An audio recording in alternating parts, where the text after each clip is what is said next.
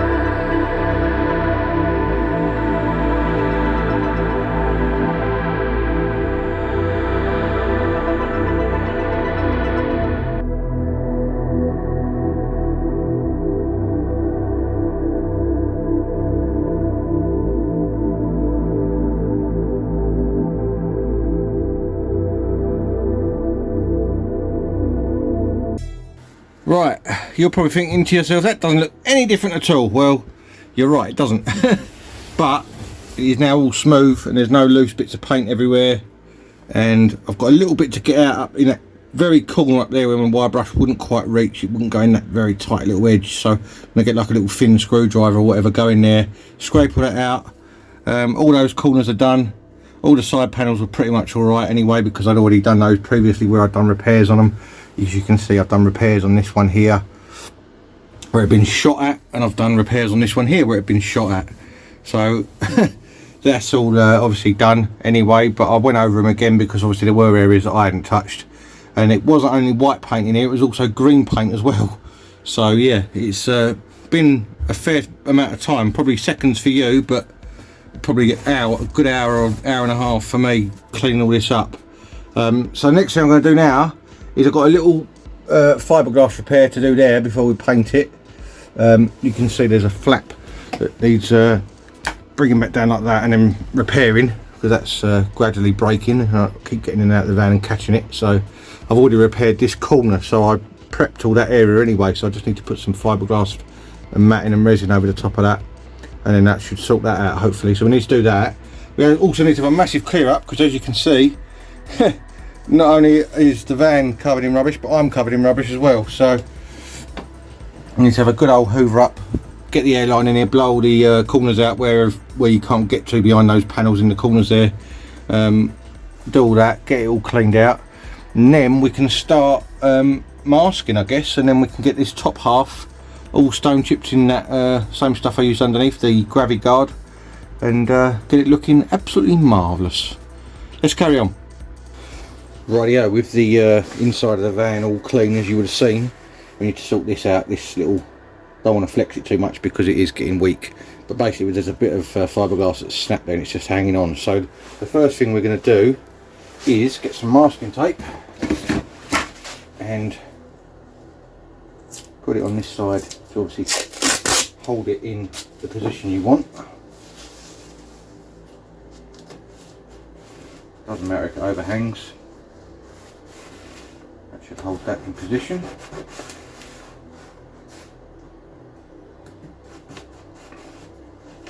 a couple of layers on if you want, because that would obviously make the tape that little bit stronger to hold it. Because obviously you're going to be pushing from the other side with the when you put the fiberglass on. So right, so we've done that. Obviously that's on there, pretty strong. Now we're going to go inside. I'll set you up inside and we'll start the fiberglassing process. It's pretty simple. I'll show you what we do and go from there. Right, as you can see there, I've got some strips of matting cut. I've got a massive roll of it, which I've just cut a few strips out of. One's slightly thinner than the others, that doesn't matter. We'll just use that as an extra layer. And here is our resin. This is from Swindon Composite Supplies. I've used them quite a lot, and this is what they call Lloyd's approved. So I think it's like insurance and marine approved, for obviously being waterproof and everything else. So that's the hardener. That's the resin that shows you on there. Hopefully if I zoom you in slightly, it should focus. That shows you on there the how much resin to how much catalyst you need, depending on temperature, I think it is as well, if you want to do 3, 2 or 1%. So suggested, it says on there, is 2%, so you go for the middle one. So that's our resin and our catalyst. We've got a mixing cup there with obviously the measurements on the side, and a stick. I have got a paintbrush. It is a bit small, but I've run out of my normal ones. I usually use like 1.5 inch one, but this will have to do for now because I don't want to ruin a decent brush, and it's the only cheap one I've got. Little syringe there to syringe the hardener into the resin, and very importantly, this roller. Now it looks like a bit of a weird thing, I know, but it's a spiky roller, and it is probably one of the most important things when you're doing fiberglassing, I've found, because use this to get all the air out. Once you've laid the matting and the resin on, you roll it over with this spiky roller, and it obviously pushes to the base of the matting and the resin, lets all the air out, and that gives you a good adhesion and everything else. So that is vital. So I'm going to get this mixed up. I'm going to do 100 ml of resin, and I think just looking at the measurement on here, 100 ml of resin and 2 ml of catalyst. That should be more than enough, I would have thought, for the little repair that we're doing. So I'll get you set up inside. We'll get that. I'll show you the process. We'll get the resin put on first, to then lay the matting on, and then repeat the process until obviously we've done all the matting that we've got there. So let's get inside and we'll get this done. Right, as you can see, we've got our tape. That's the back edge of our tape, you can see there. Now you will see I have already done some fiberglass repairs, because down these pillars there are metal rods which had rotted away when I first got this shell, and I replaced them up from there, going right the way down the pillar to underneath the bonnet, with stainless steel ones, so they won't ever rot again. So that is marvellous. That's why all this has all been sort of semi-prepped up, because I was planning on doing this repair, and for some reason I missed it. So what I did on a lot of the repairs on this van, as you can probably just about see here, in fact I don't really want to move the camera because otherwise I can't see what you're seeing, but basically I used a flat disc in a grinder, and I roughed up all the inside of the areas that I was going to fiberglass to give it a good key, and obviously clean the surface as well. So that is already been prepped like that. That obviously gives you a good adhesion to what you're putting in. So I just need to get my hardener in this little syringe up to 2 ml.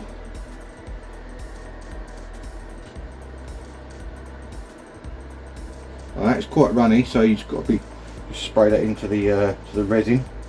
Now obviously once you do that, you have got a sort of time limit and as such, but it's not mega quick setting, so you have got a little bit of time to work it. Make sure you give this a proper stir up, because obviously it needs to be fully mixed to work properly. Now the amount of fiberglass repairs I've done on this van before I was doing YouTube was unbelievable. I need to make a video of the history of this van, showing, because obviously I took photos of it all at the time before I started filming stuff, and the work that I did during COVID is absolutely colossal on this shell. The amount of this resin and fiberglass and matting and everything that I went through was just surreal. Right, anyway, I'm waffling. So we've got our resin mixed up, paintbrush, and the way I used to do it was get a layer of resin on the area first of all. That obviously then allows you to stick the matting that you're putting on there onto that resin, and it soaks through a little bit easier because you're effectively putting the resin on from both sides. Because once you've got your matting on there, then obviously it will have resin on both sides of it. So this little thin bit I've got here, I'm going to put that on first because that was like an extra bit that was sort of left over from the offcut. So we'll lay that on there first, and then just stipple through with the brush to obviously get the resin to go through the matting. Doesn't matter if it overhangs this edge, because once it's gone off dry it'll be rock hard and you can cut it with a grinding wheel and it'll be nice straight edge again. So don't worry if it overhangs. If you're trying to do an edge like this, it's actually probably easier to do it that way, and then because you're very unlikely to get a fully straight edge from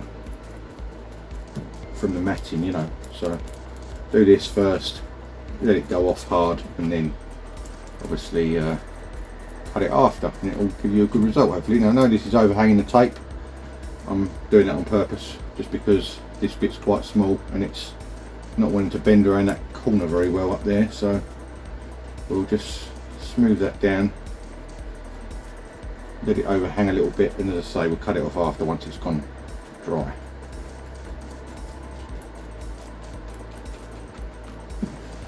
When you do this, get your roller, which I've left over there.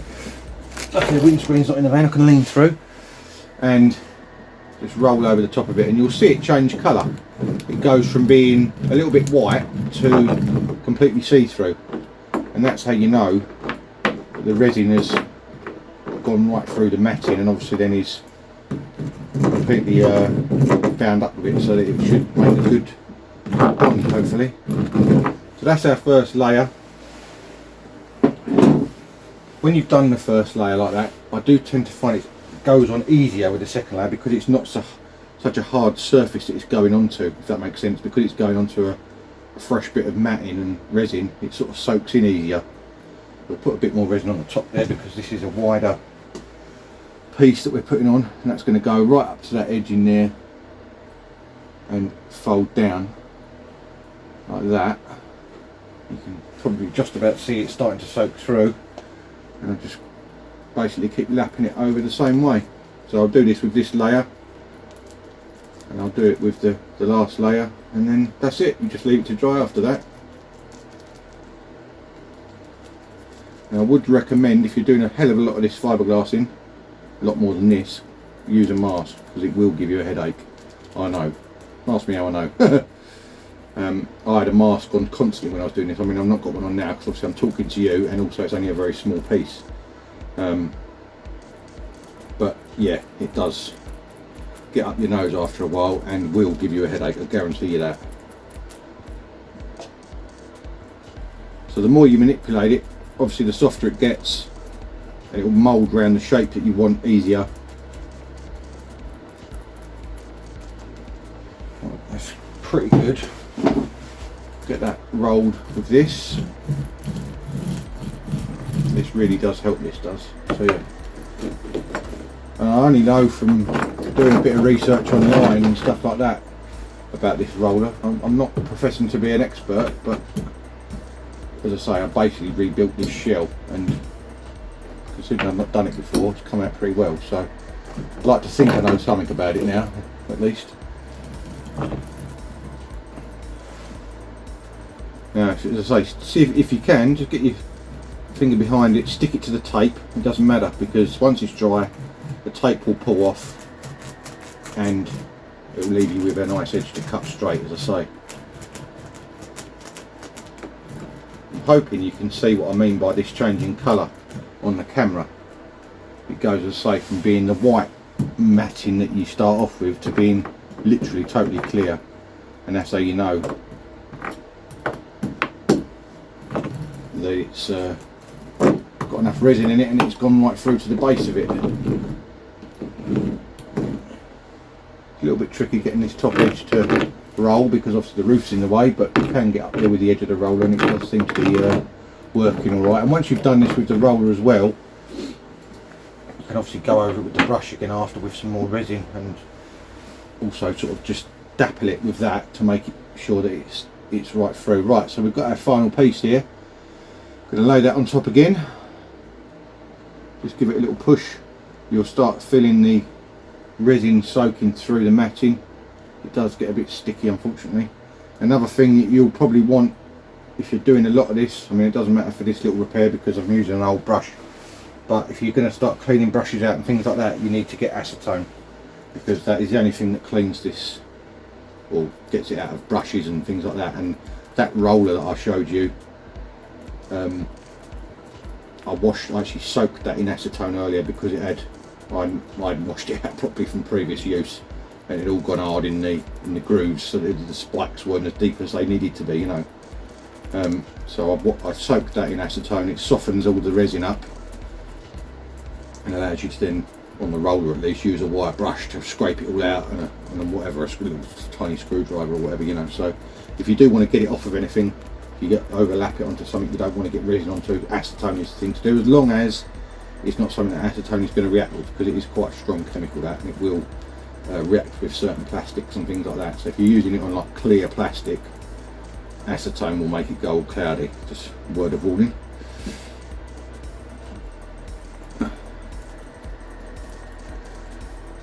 So there we go. You can see that on there now. It is still a bit. You can still see the whiteness in it. As soon as I roll it with this, a few passes over, you'll see it soak through, and it'll go completely clear.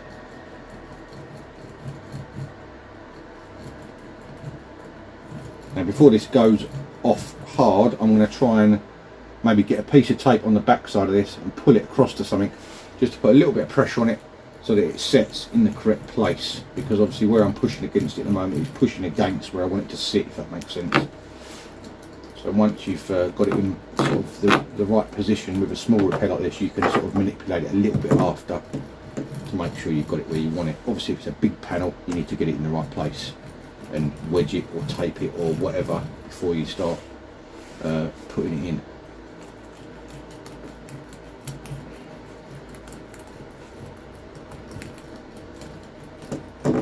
So there you go, that is basically that repair complete. All we've got to do now is let that go off nice and dry.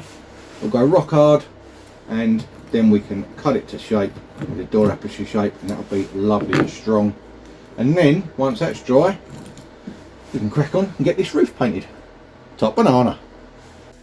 Right, it's the next morning, and as you can see, that is now lovely and rock hard, strong.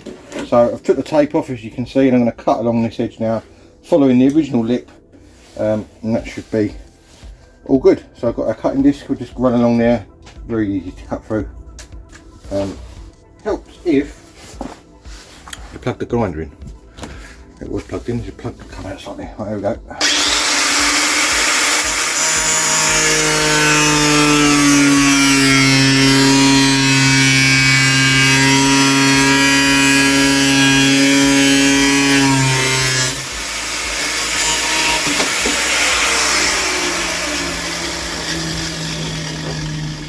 There you go, simple as that.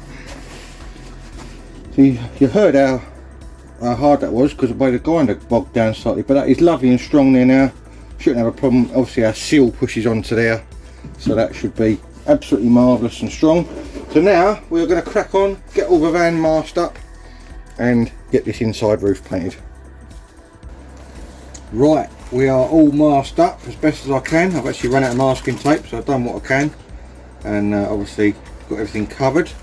So we have got the old gravity guard to use, which is this stuff, made by U-Pole, MEC-TEC I should say.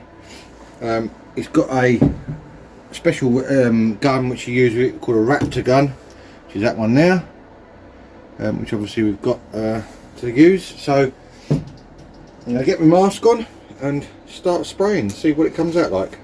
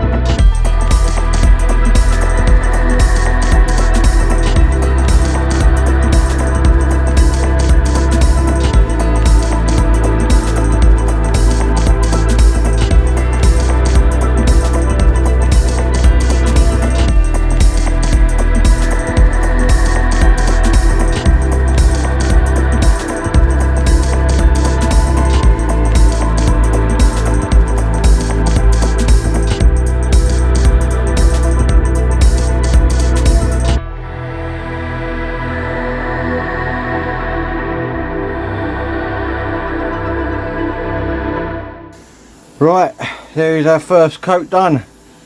All the way around, down the pillars. Pretty pleased with that. Obviously it's going to want another coat, so I've not gone too mad with it. As you can see, it's covered really nicely all over. So that is absolutely mega, top banana and all the rest of it. So I'm going to let that dry. We'll get one more coat on and then we can get the satin lacquer on, and that should look absolutely marvellous.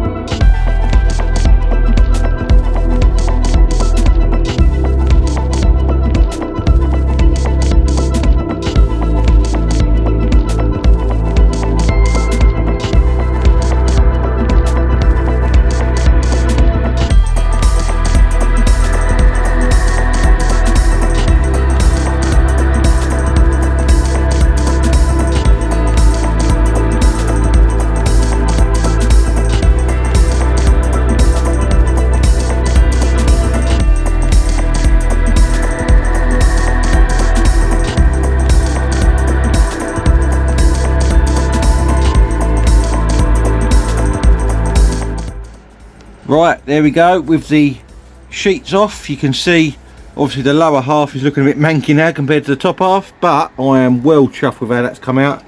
You can see it's a nice uniform colour right the way along. It's got that satin sheen to it which will stop the stone chip getting dusty, the same as we did underneath.